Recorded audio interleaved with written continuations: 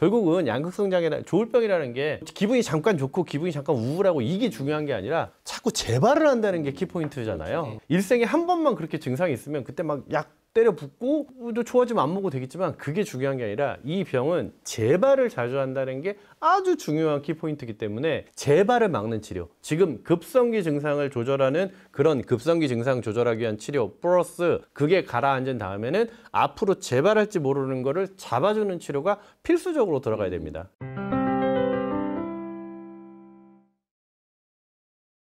예, 안녕하세요. 이번 시간에는 조울병에 관해 환자나 보호자들이 자주 묻는 질문에 대해 답을 드리려고 합니다. 전전임 이사장과 회장을 지냈고 현재 국립나주병원 원장을 하고 있는 윤보현입니다. 소개 부탁드릴게요. 익산병원에 근무하는, 익산병원 정신건강학과에 근무하는 홍정환입니다. 안녕하세요. 저는 개요병원에서 진료부장으로 근무하고 있는 박성용입니다. 이번 시간에는 두 분 선생님들 모시고 조울병에서 실제 임상 현장과 또는 각종 포털 사이트에서 조울병에 관한 질문들이 많이 올라와 있거든요. 이것들을 관해서 이야기를 좀 해보고자 합니다. 이 학회에서는 조울병에 대한 거의 모든 것이라는 이 책을 냈어요. 그래서 제가 주로 하고자 하는 것은 파란 페이지로 된 이 내용에 관한 것들이 주 내용이 되어 있습니다. 첫 번째 질문을 드리도록 하겠습니다. 첫 번째 질문은 원래 좀 활발한 성격입니다. 그냥 오늘 또 기분이 좋구나 했는데 친구들이 바보 같다라는 이야기도 하고 제 요즘 왜 저러냐라는 말이 끊이질 않아요. 여기까지는 제가 원래 그런 성격이라고 생각했어요. 그런데 말도 엄청 많아지고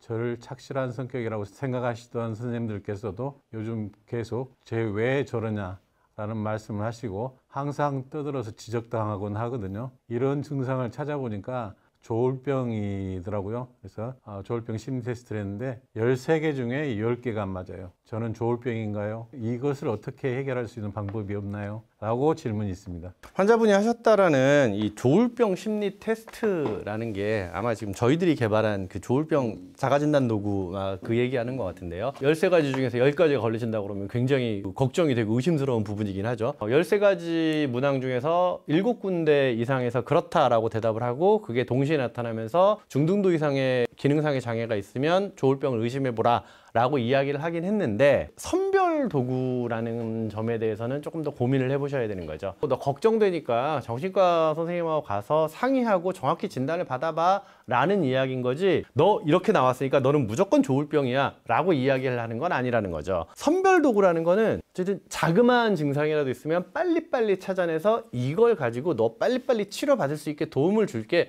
라는 내용으로 하는 거라서 검사 도구들이 작은 증상에도 그 병으로 의심된다라는 이야기를 하는 경우들이 매우 많습니다. 그렇기 때문에 걱정만 하고 있지 마시고 정신건강학과에 방문하셔서 정신건강학과 선생님하고 상의를 하셔서 정말로 내가 조울병인지 아닌지 아니면 다른 상황이고 아니면 일시적인 증상인지에 대해서는 꼭 한번 확인을 받으실 필요가 있다고 생각을 합니다. 박성용 선생님도 이야기를 하셨지만은 실제적으로 문제가 있는 분들이 어떤 때는 다 아니오로 하거든요. 이런 것들을 가족이라든가 또는 지인이라든가 이렇게 어떤 그 문제가 있을 때 이런 게 해당이 되는가 라고 해서 그걸 같이 좀 상의를 한다거나 이렇게 어떤 인포메이션을 주는 것도 진단을 하거나 치료를 할 때 상당히 도움이 되는 그런 거지 않을까 생각을 합니다. 저는 원래 소심한 성격이라 할 말도 잘 못하는 편입니다. 그런데 갑자기 자신감이 생기고 말이 많아지면서 조울병 진단을 받고 입원 치료를 받은 후 지금은 치료를 잘 받고 있습니다. 그런데 지금은 그때가 그립습니다. 뭘 해도 자신감이 있고 다른 사람 눈치도 보지 않아서 좋고 물론 그러면 안 된다는 거 알지만은 약을 끊고 싶습니다. 제가 잘못된 생각일까요? 라는 질문에 대해서는 잘못된 생각이시죠.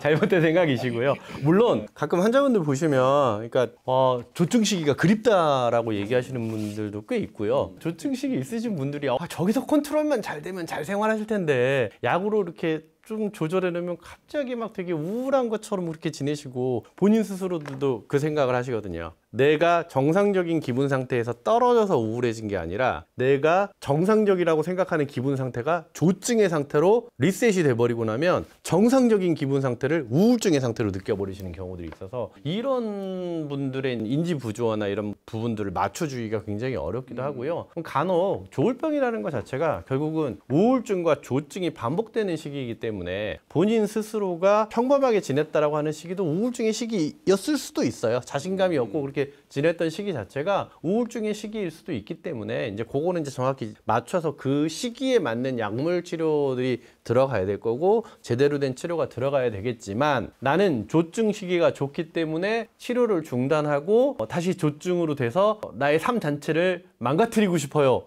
라는 이야기는 절대 안 되신다는 거죠. 이 질문은 이제 진료실에서 또는 어떤 저희가 그런 정신건강과 양성장애에 관한 것들을 강의를 하거나 모르는 분들한테서 할 때 듣는 이야기 중에 하나예요. 양성장애가 마음의 병인데 왜 약을 먹어야 돼? 라고 질문을 하거든요. 그렇죠. 그 박사영 선생님은 그거 어떻게 생각하세요? 조울병이라고 하는 것은 결국 마음의 병이다. 우리가 흔히 쉽게 표현하기 위한 비유적인 표현이라고 저는 생각을 합니다. 우리 뇌에 있는 어떤 기능의 이상으로 생기는, 그래서 생물학적 취약성이나 아니면 여러 가지 바깥의 환경적인 요인, 스트레스 요인, 또 심리적 요인으로 인해서 이제 뇌의 기능에 문제가 생기는 거기 때문에 이런 것들을 이제 우리가 생리학적으로 또 의학적으로 약물을 사용해서 그 기능을 정상화시키는 것이 이 치료의 근본이거든요. 이 약을 치료하지 않으면 결국 다른 방법으로는 조울병의 증상을 완화시키는 기는 조금 어렵다. 이 약물 치료는 아주 필수적입니다. 이 약물 치료만이 현재까지 알려진 여러 가지 근거들을 통하면 이제 이 약물 치료만이 증상을 안정화시킬 수 있고 또한 재발을 방지할 수 있고 또한 우리 환자분들이 정상적인 삶을 영위하는 데 도움을 주기 때문에 이 약물을 배제한 치료는 좀 모래성을 쌓는 것이 아닐까 하고 개인적으로 생각을 합니다. 가장 그 근본이 되는 토대가 결국은 생물학적인 기전이 드러난 약물이 가장 베이스고 거기에 이제 뭐 부가적인 요법들 정신치료를 한다거나 뭐 집단치료를 한다거나 여러 가지 것들을 같이 하면 훨씬 더 많은 도움을 받을 수 있을 것 같습니다. 그러면은 또 물어봐요. 증상이 심할 때만 약을 먹고 좋아지면 약 안 먹어도 되나요? 조울병이라는 게 증상이 심할 때가 있고 증상 없이 잘 지낼 때가 있고 뭐 이런 시기가 반복되기 때문에 나 그러면 잘 지낼 때는 굳이 약을 안 먹어도 되고 선생님 저 이제 다 나은 것 같으니까 약 안 먹겠습니다 라고 얘기하는 환자들이 꽤 있죠. 이제 그럴 때일수록 제가 환자들한테 그러죠. 그랬다가는 조만간 재발하실 겁니다. 다시 재발하시면 당신이 그 이전에 지금 잘 영위하고 있는 이 기능,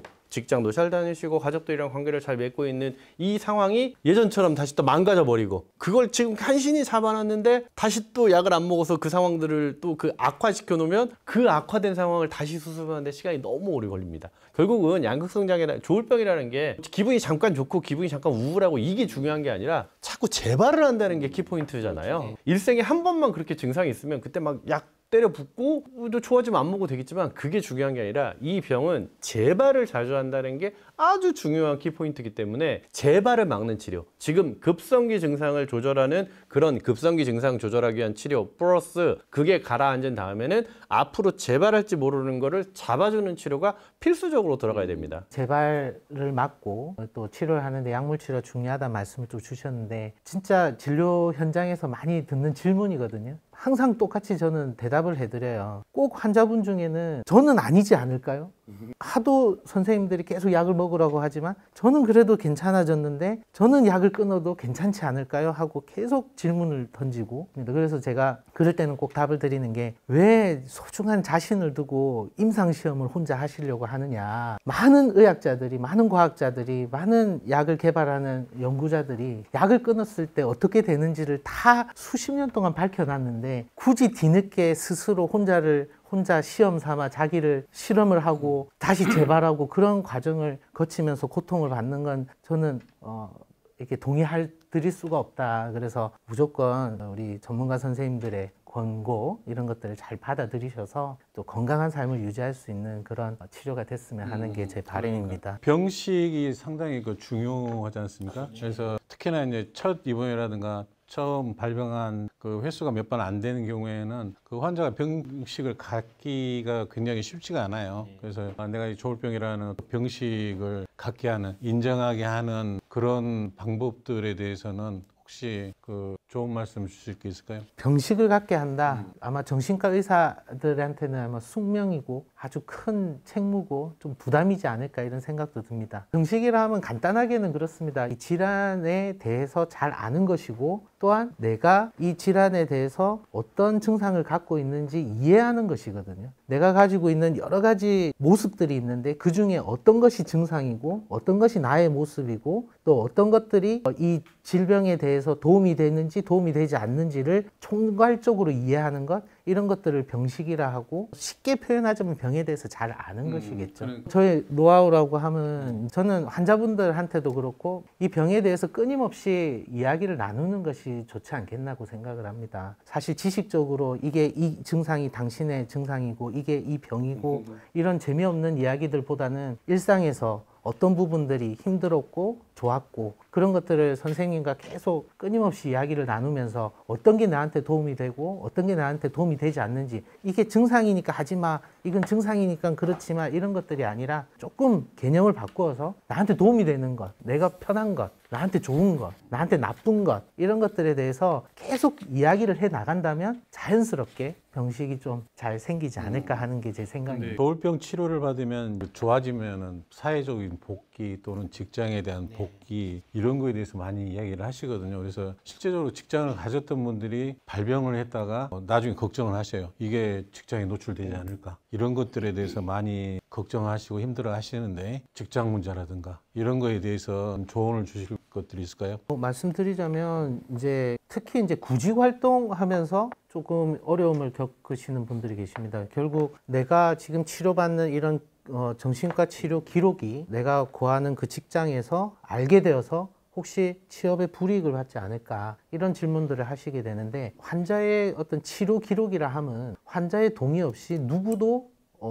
이걸 조회하거나 열람을 할 수가 없습니다. 하물며 가족조차도 본인의 동의가 없으면 그 열람을 할 수가 없기 때문에 결국 회사나 관공서나 어떤 큰 기관이라 하더라도 본인의 동의 없이 그 기록을 열람할 수 없기 때문에 그런 부분에서는 안심을 하셔도 됩니다. 근데 세부적으로 좀 들어가게 되면 이런 경우가 있습니다. 취업을 하고 연말에 정산을 하게 될 때 공제를 받기 위해 서류를 제출할 때 병원 이름이 들어가면서 이 연말 정산 받을 때 노출되는 경우가 있다는 걸 제가 중간에 알게 됐습니다. 저는 권고드리기에 그 정도는 정산을 받지 마시라. 너무 부담이 되시면 큰 부분이 아니기 때문에 그 정도는 정산을 받지 않으시는 걸로, 너무 두려우시면 그렇게 말씀을 드리고요. 어쨌든 기본적으로는 개인정보이기 때문에 취업에 전혀 불이익이 없다. 본인이 직접 말씀하지 않으면 아무도 알 수 없는 내용이다 라고 말씀드리고 싶고, 다만 법률에 근거해서 정신장애인들이 취업을 할 수 없는 그런 여러 가지 직군들이 있습니다. 산후조리원이라든가 수렵 면허라든가 어린이집 설치라든가 등등의 여러 가지 법률이 규정한 결격 사유에 들어가는 몇 가지 직군이 있는데 그 외에는 거의 취직에 거의 문제가 없다. 최근에는 매일 약을 먹어라 했을 때 그게 굉장히 큰 스트레스지 않습니까? 한 달에 한 번씩 맞는 주사라든가 이런 장기 지속하는 것 중 주사제가 나왔는데 실제로 저도 그 사용을 해보면 환자들의 그 반응이 좀 좋은 편이더라고요. 그런 것을 통해서 치료가 잘 된 환자들이 어떤 사회적인 사회생활 여러 가지 것들을 잘하는 경우를 많이 봤는데, 완전히 그 회복을 못하신 분들한테 드릴 수 있는 어떤 희망의 메시지라고 그럴까? 그런 거 한마디 좀 해주시고. 20대 후반, 30대 중반 이럴 때 매일 어디 워크숍 갔는데 약 들고 가고 누가 보는데 막 약을 먹고 있고, 이런 부분에서 상당히 부담을 느끼시고 힘들어하시고, 대학생들 같은 경우에도 마찬가지입니다. 같이 MT를 갔는데 가서 약 먹어야 되고, 이런 상황에 대해서 좀 부담을 많이 느끼시는데, 장기 지속형 주사제가 허가를 받은 지 좀 꽤 되고 있습니다. 이런 것들을 잘 사용하시게 되면 투약 없이 사회생활 하는데 문제가 없고, 특별히 스스로도 내가 환자가 아닌 것 같아요 라고 말하는 것도 저는 직접 들었습니다. 그래서 약을 먹지 않는 이 행위 하나만이 스스로에게도 좀 자신감이 생기고, 매일 확인해야 되는 가족 간의 갈등도 줄일 수 있고 여러 가지 장점이 있기 때문에 아마 담당 선생님과 잘 상의를 하셔서 이런 부분도 치료 옵션 중에 하나가 있다라는 걸 잘 이해하시면 어떨까 싶습니다. 예전에 조울병에 관련된 치료는 증상만을 조절하기 위해서 부작용이 아무리 커도 증상만 잘 잡으면 돼 라는 식으로 나왔었지만요, 요즘은 그런 약은 살아남을 수가 없고, 이 환자가 증상이 조절된 이후에도 기능을 잘할 수 있도록 만들어주는, 그리고 부작용이 어떻게 하면 더 적을 수 있을까 라는 그런 약제와 그런 치료법들을 훨씬 더 고민하고 있는 시기이기 때문에요. 또 실제로도 그런 약제들이 굉장히 많이 나왔고요. 그래서 여러분들 치료받으시는 거에 대한 어떤 거부감, 두려움 없이도 잘 치료받으시고 내가 기능이 회복되면 사회생활 하시는데 큰 문제 없이 지내실 수 있을 거다. 치료 시기를 놓치시면 그 시기도 놓치시게 된다. 내가 기능을 하기 위해서는 제대로 치료를 받으셔야 된다라는 말씀 드리고 싶습니다. 실제로 그 조울병에 관해서 여러 가지 그 궁금증도 아마 많으실 것 같아요. 그래서 이제 그 조울병에 관한 모든 것들이라는 그 책자를 통해서 궁금한 것들을 정리한 것도 있고 더 궁금하시거나 또는 어떤 그런 것에 대해서 문제나 또는 그 불편하신 경우에는 전문가를 찾아서 그 상의를 하고 실제적으로 처음 가기가 힘들지 털어놓고 실제 진료를 시작한다거나 아니면은 의문점을 해결했을 때는 훨씬 더 개운하고 좀 더 나은 어떤 삶의 질을 가질 수 있는 여러 가지 것들이 진행되지 않을까 생각합니다. 그래서 오늘 저와 홍전 쌤, 박수영 쌤이 진행했던 내용은 여기서 끝내도록 하겠습니다. 감사합니다.